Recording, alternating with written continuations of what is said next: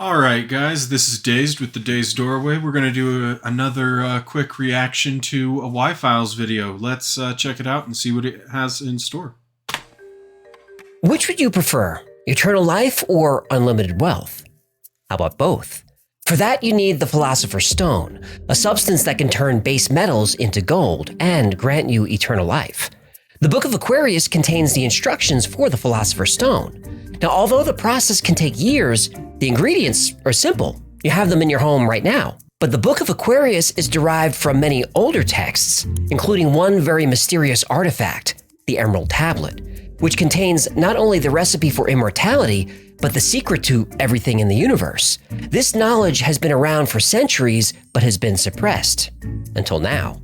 Medieval alchemists received this knowledge from the Arabs 1,000 years ago.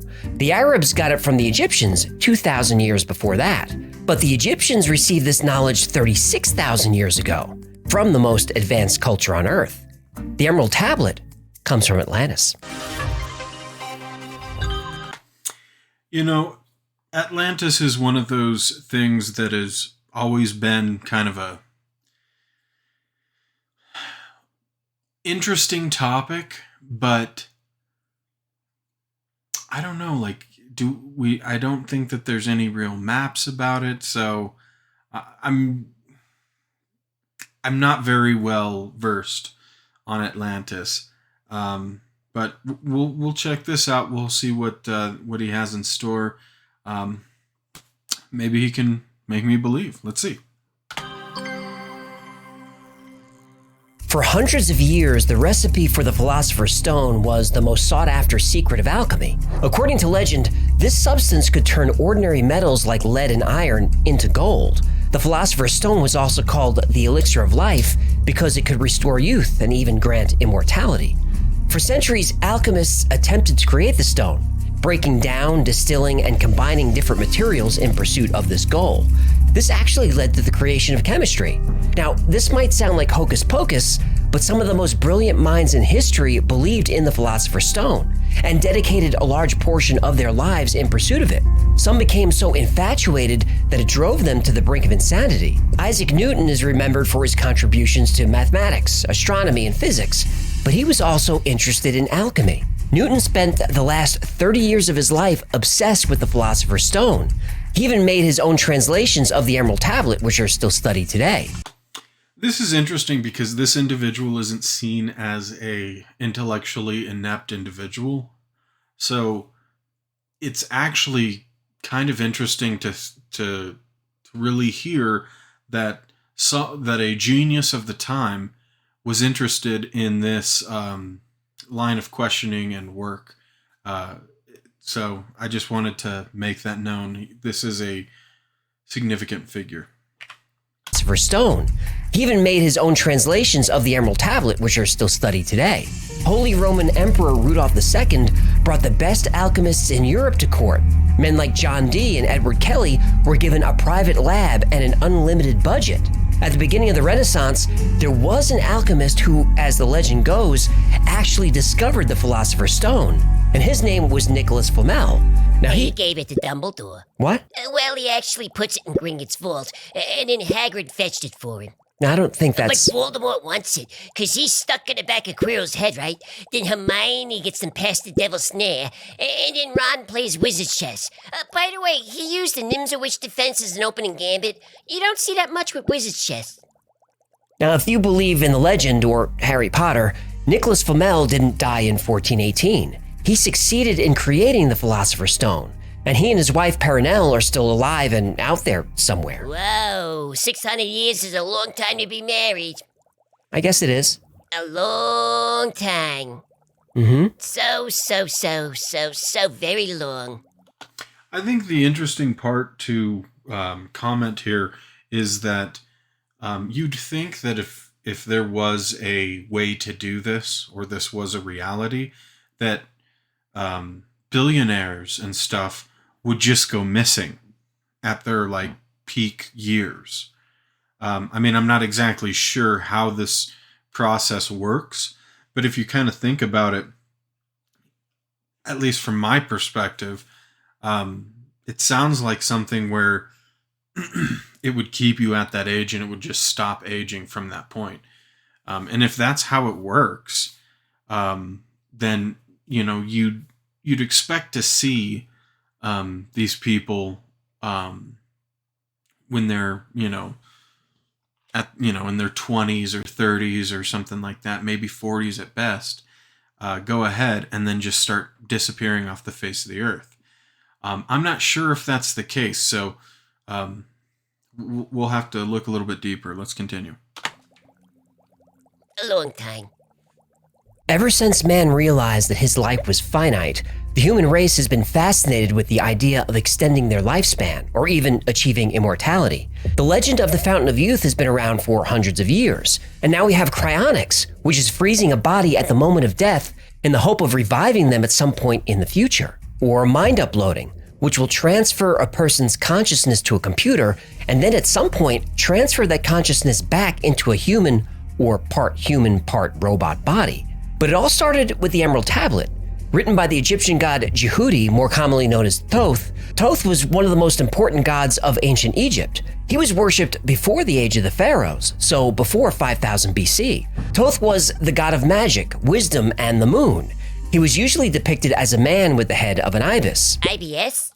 This is interesting because it also ties back to the moon, which there was a whole video on that that I reacted to, and it's interesting to think about the correlations and the potential realities therein.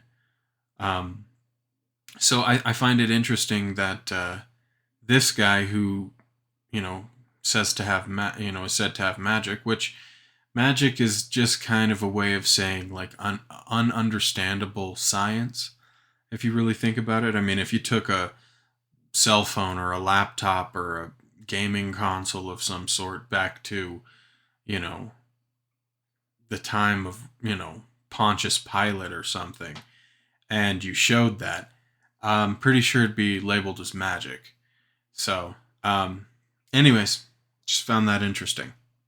Ibis. What'd I say? Thoth created writing and hieroglyphics. He wrote the Egyptian Book of the Dead. The Egyptians claimed he invented science, religion, philosophy, and of course, alchemy. Greeks call him the inventor of astronomy, mathematics, civilized government, and the alphabet. Kind of an overachiever, this Egyptian, eh? Well, that's what's interesting. Thoth wasn't actually a god. He wasn't even Egyptian. He arrived in Egypt many thousands of years ago, and he brought with him knowledge and wisdom from his own country. Which is? Thoth is from Atlantis. Yahtzee! Plato described Atlantis as being divided into 10 kingdoms, each with its own government, its own rulers, and its own purpose. One of these kingdoms was the island of Undal, which was the Atlantean center of philosophy and science. Thoth was born 36,000 years ago on Undal in the city of Keora. Keora was a community of scholars, scientists, and priests. Thoth was trained by his father Thotme, who was a very important figure in Atlantis. Thotme was one of the Children of Light, who were an advanced race that lived alongside humans. The Children of Light provided the human race with science, language, and eventually technology.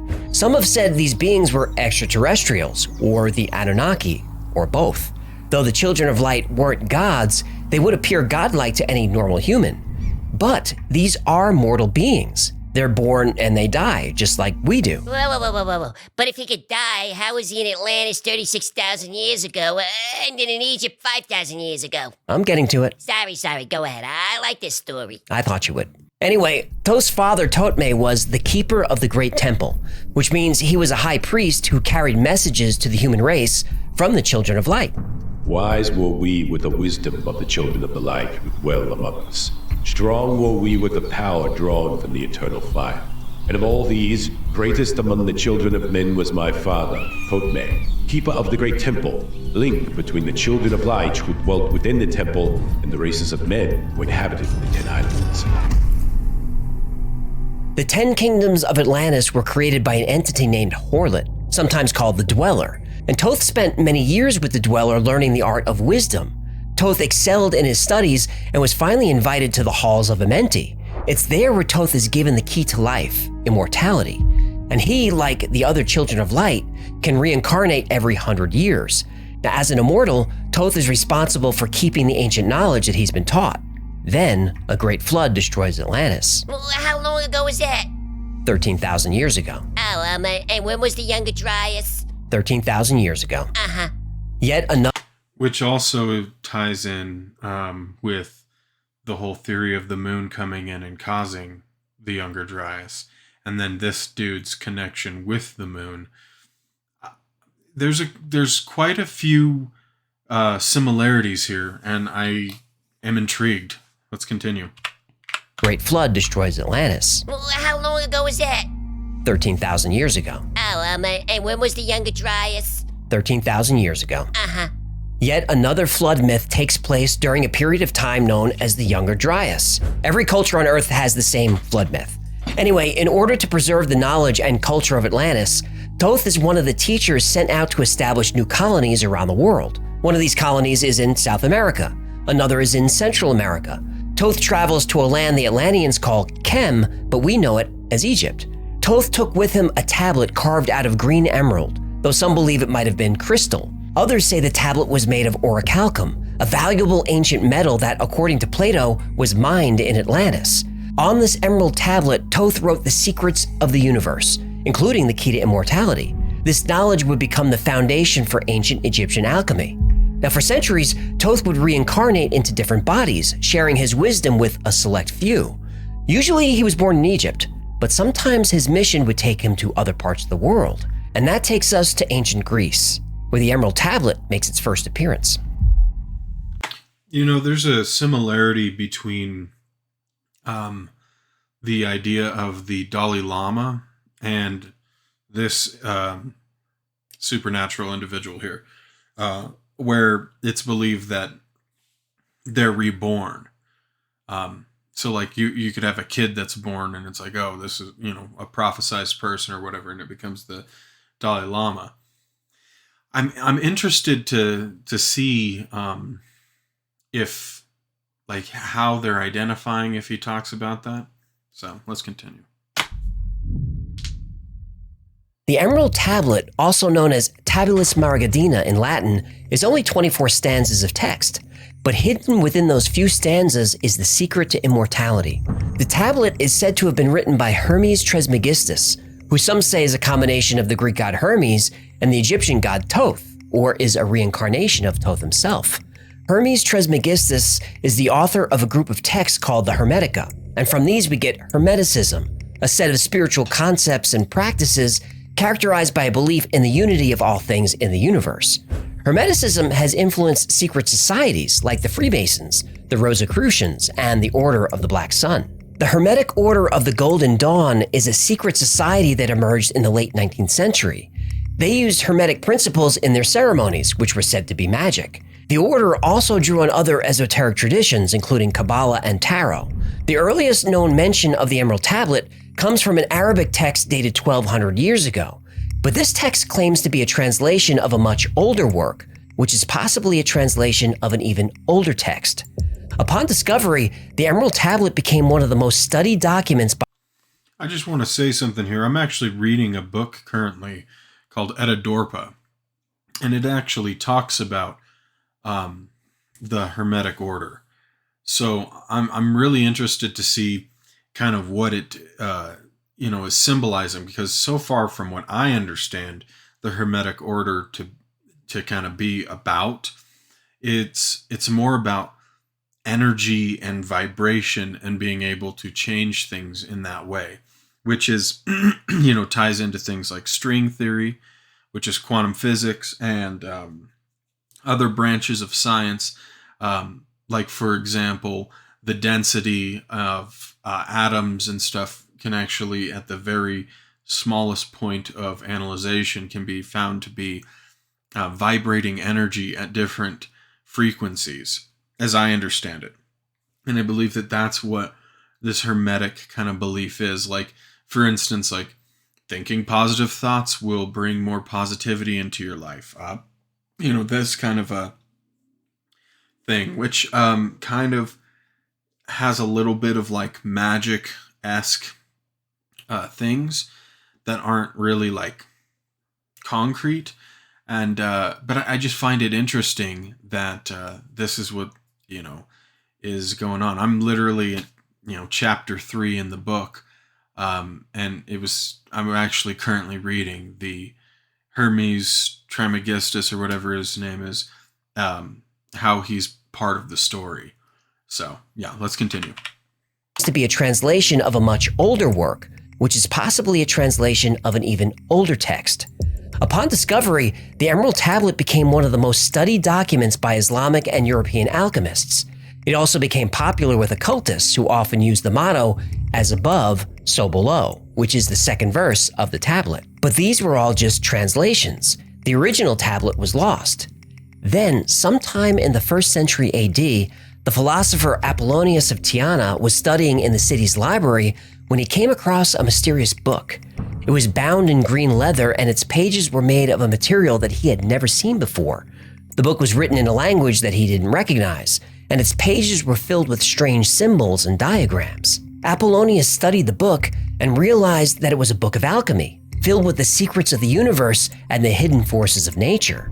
Determined to uncover the mysteries of the book, Apollonius set out on a quest to find its author. After a long search, he came to a remote temple in the mountains where he met an oracle who told him where to look for answers. Apollonius was given directions to a secret cave underneath the statue of Hermes in Tyana. At the end of a dark, winding passage, Apollonius found the corpse of Hermes Trismegistus, sitting on a golden throne. Still clutched in his withered skeletal fingers, Hermes had a dusty book and a tablet carved from a single piece of translucent green stone. Apollonius took the Emerald Tablet and the book and sealed the cave. He then incorporated these newfound secrets of alchemy into his own work. But then the Emerald Tablet was lost again. Again, it's lost? How tiny was this thing? Well, it was pretty big, almost 4 feet long and about 3 feet wide. All that wisdom and they can't keep track of a giant stone tablet, huh?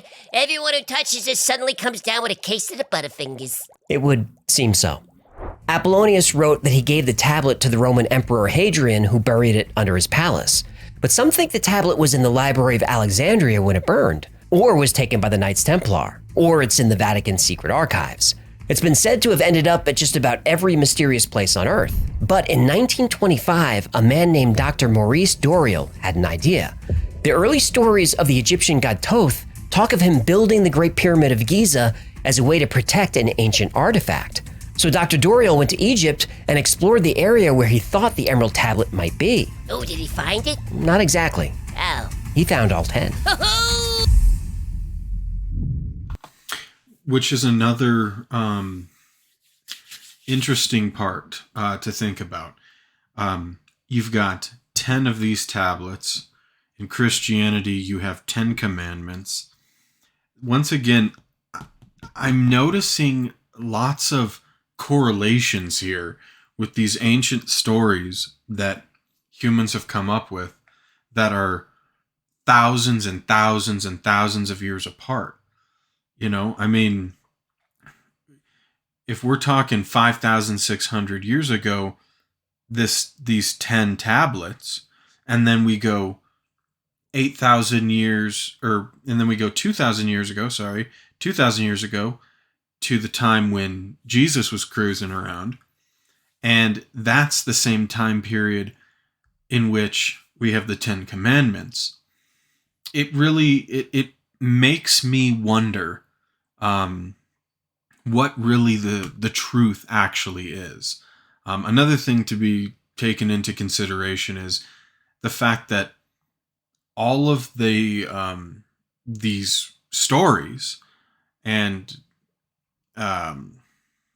basically religions and stuff all have the God or superior being in whatever way coming from the sky and giving knowledge to the people. Almost like when they moved their little deal into orbit, it messed up the planet pretty bad. They felt bad, and then they came back to kind of like set the stage for the, humans, because they kind of interfered in the natural process of our evolutionary, stage. So to rectify that in their own justification. This is all just a random theory, idea, thought process right now. Nothing concrete. But they then go ahead and they teach humans up to a certain point and make sure that they have like a good, starting point. And then, the UFOs that we see sometimes, but we don't see, sounds like almost like a zookeeper who pops into the enclosure every once in a while to check and make sure that things are running okay and to keep an eye on things. Like there's been multiple UFOs that have been over nuclear silos. There's stories about nuclear commanders, military officials. I might do a video on that later, talking about how these UFOs they fly over the location, and then all of a sudden shit stops working.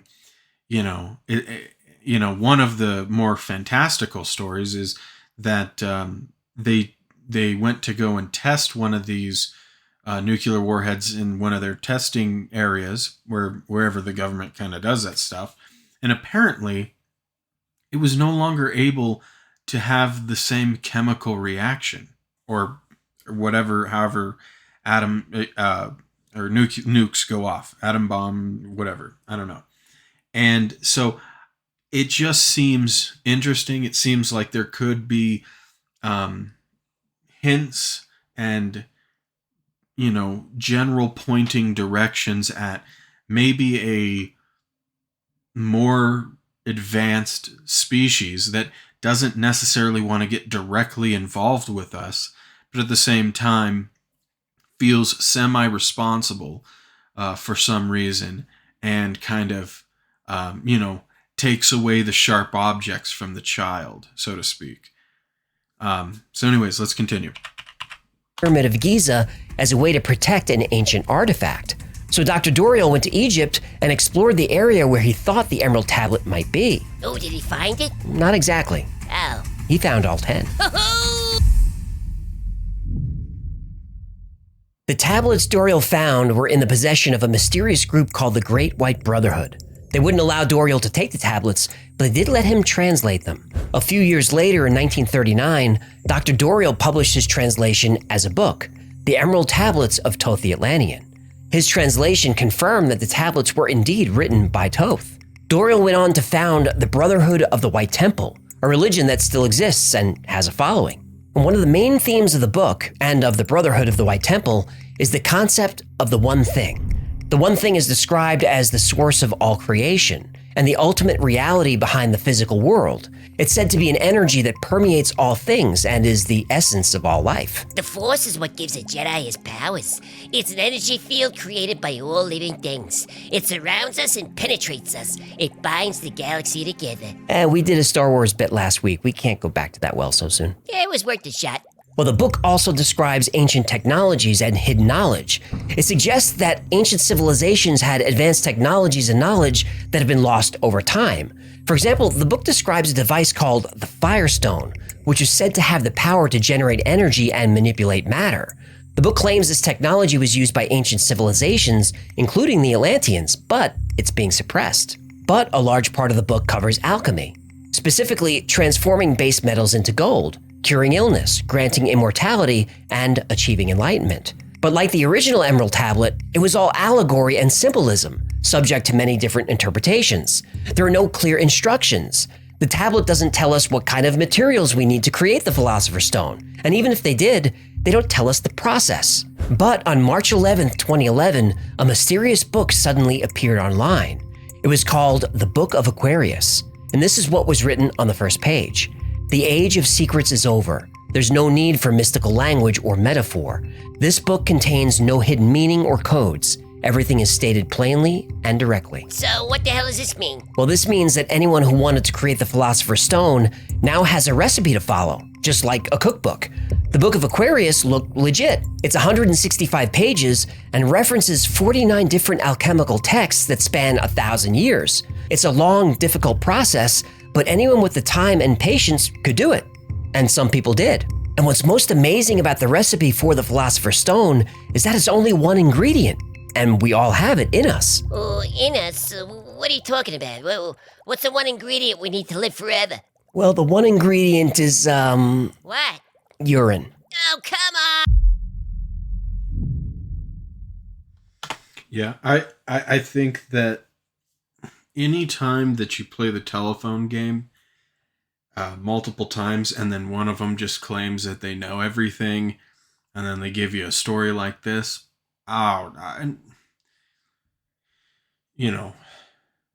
approach with, hesitation, caution, and be, aware of what you think actually reality is. So let's continue. Some of the greatest minds in history have tried to find the secret of the Philosopher's Stone. When the Book of Aquarius appeared on an online forum in 2011, the anonymous author encouraged everyone to spread it online for free. He wrote, "The purpose of this book is to release one particular secret which has been kept hidden for the last 12,000 years. The Book of Aquarius contained easy-to-understand, step-by-step instructions for how to create the Philosopher's Stone, which, if created properly, would grant you eternal life." The author of the book said that all the old alchemy texts using confusing metaphors and symbolism was actually done intentionally. This was an early disinformation campaign, a way to keep the recipe secret, but still make it accessible to alchemists who knew how to decipher the text. And when the Book of Aquarius was posted to an online forum, it was ridiculed at first. There was no way you could achieve immortality with pee, but throughout history, alchemists actually used urine all the time. The 16th century Swiss alchemist Paracelsus claimed that life essence was in blood, in hair, sweat, and human waste. The Book of Aquarius says that the Philosopher's Stone is this life energy, concentrated and purified. This is the same energy you take in when you breathe, when you eat and drink. It's the energy that powers all forms of life, so it makes sense that it would be found in urine. Ancient alchemists knew this as well. Remember earlier I mentioned the secret society called the Hermetic Order of the Golden Dawn? It had a lot of famous members: W.B. Yeats, Aleister Crowley, Arthur Conan Doyle, and a lot of other names that you'd recognize. Their name, Golden Dawn, is a reference to the only ingredient used to make the Philosopher's Stone. Golden as in the color, and dawn because that's the best time of day to get it. You have got to be me. Nope. But now with the Book of Aquarius hitting the web, all the secret symbolism and oaths of secrecy were useless. The Book of Aquarius gave specific step-by-step instructions on how to store, boil, distill, ferment, and purify urine. It would take months or even years, but eventually a stone would start to form. It was all in the book. How to do it, what the results should look like, what the process smells like. Nobody really tried to make this crazy thing, did they? They sure did. See, I think that something as powerful and multifaceted as the Philosopher's Stone is probably more kept, behind closed doors than this, especially if it's just handed out for free. This sounds like a deliberate misleading of, inquisitive minds. So that's just my opinion. Let's continue.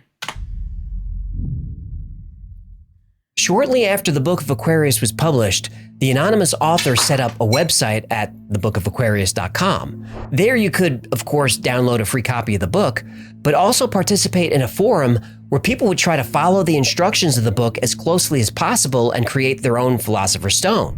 And although the stone only required one ingredient— Ginkgo. Right. The process for extracting your life energy required patience. Even if you did everything correctly, it would take between 3 and 8 years to finish the work and make a stone. And that's assuming you kept your materials free from contamination, controlled the temperature, and used the correct equipment at the correct phase of production. A lot could go wrong, yet a small but determined group of people were giving it their best shot. The recipe for creating the stone had 2 major parts. First, you had to repeatedly distill the urine and continually remove the densest particles. Next, you do it all again, but this time remove the lightest particles, which would be a form of salt. This first part would ideally take 3 months, but could often take up to a year. In the second part of the recipe, you combine the salt with the distilled urine and put it on a low and continuous heat.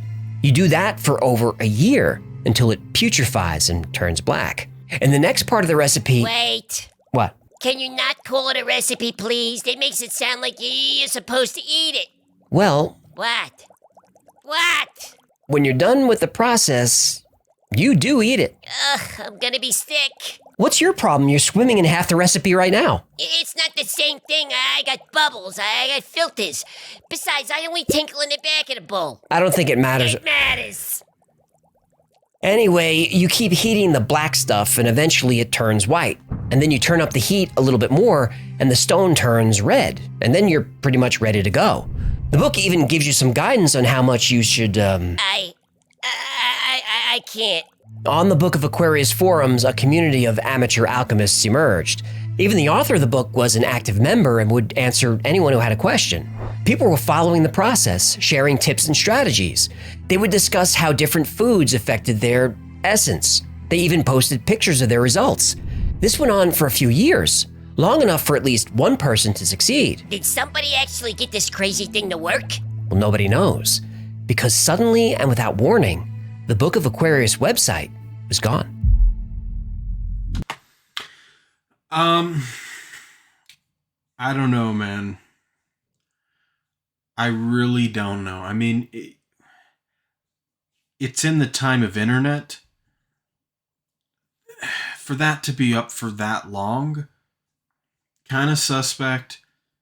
Kind of like maybe, in a couple of years when he needs money or something, he's going to come out and he'll be like, the re-release of the, Philosopher's Stone creation deal. It's like, I don't know, man.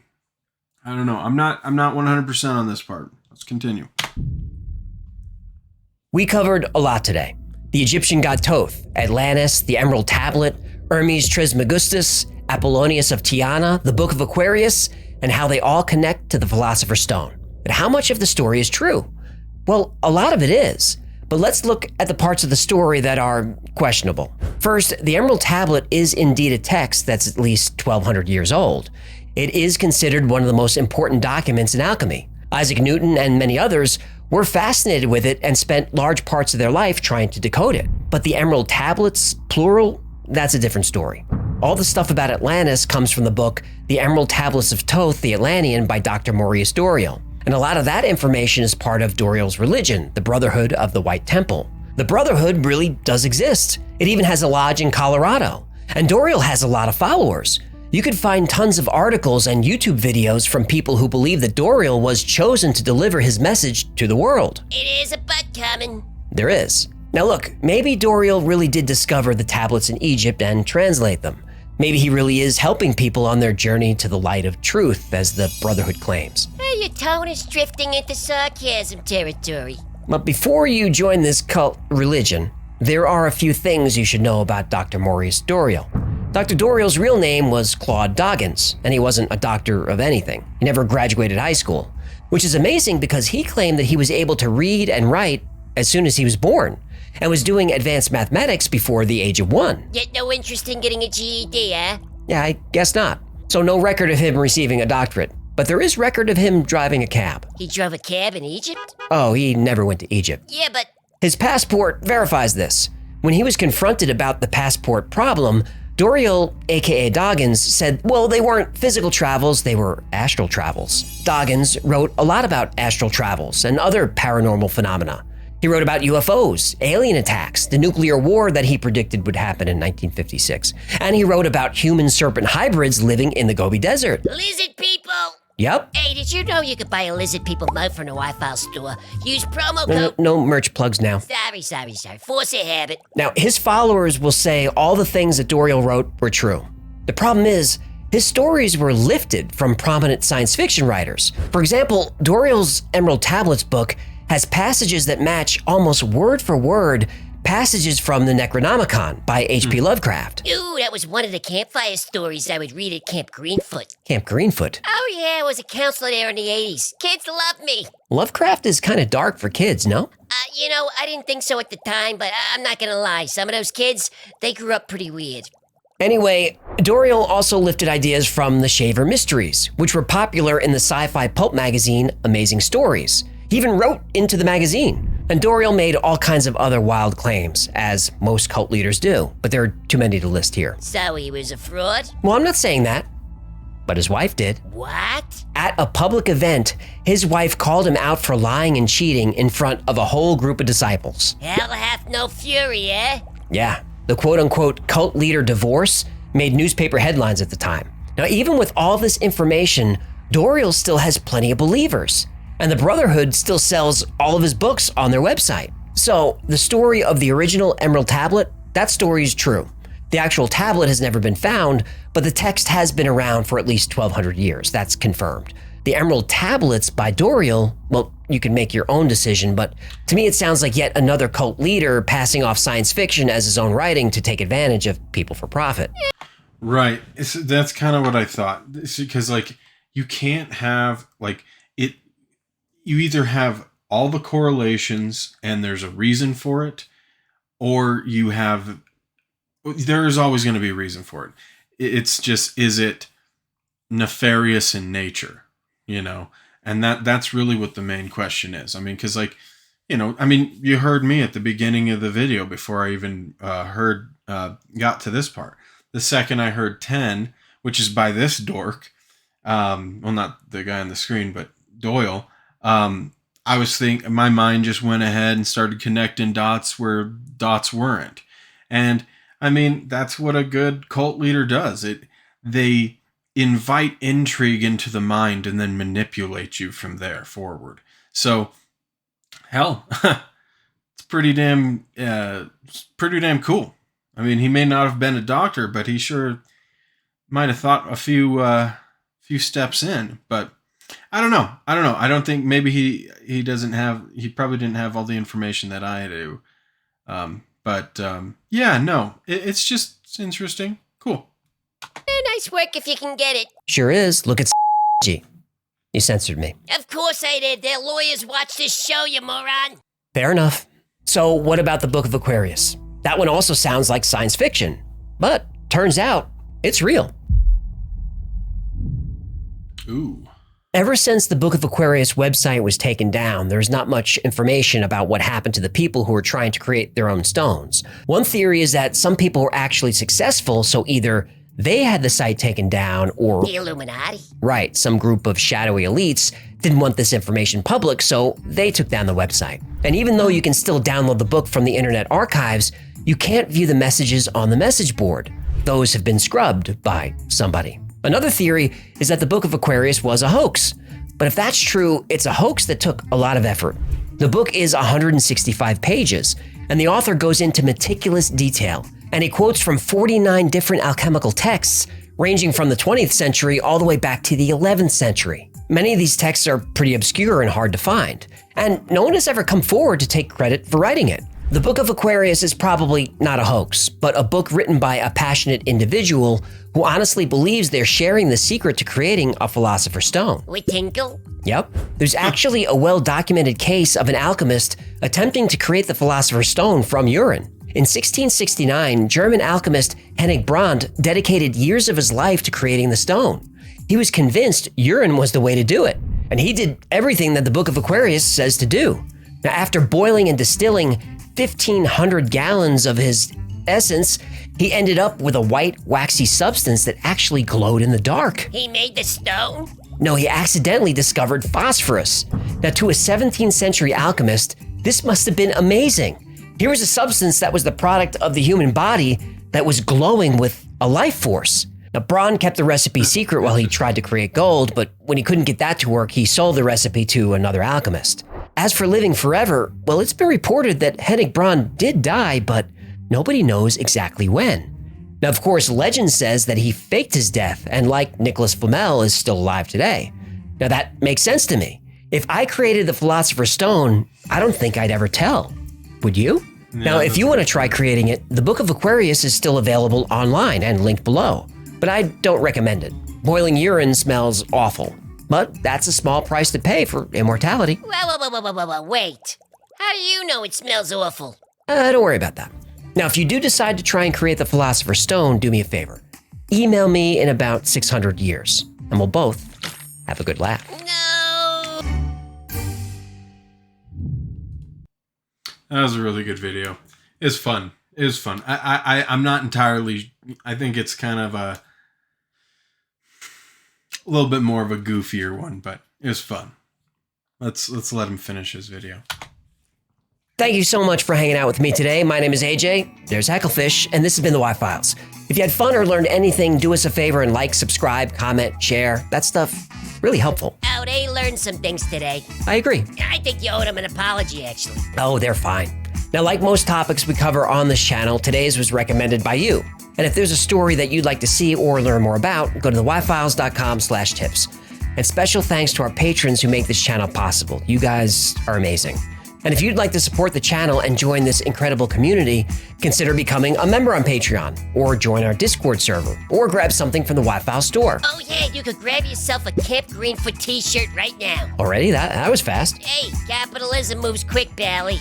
That's gonna do it. Until next time, be safe, be kind, and know that you are appreciated. I gotta take a leak. Very good video. Very good video. All right. Well, thank you for anyone who is still watching. I really appreciate listening through to the end.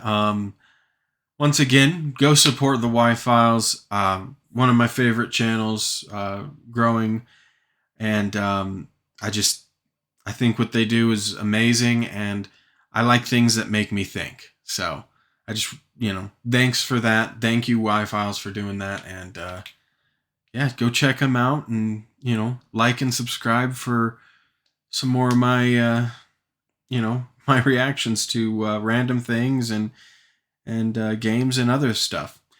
Thanks, guys, and have a great day.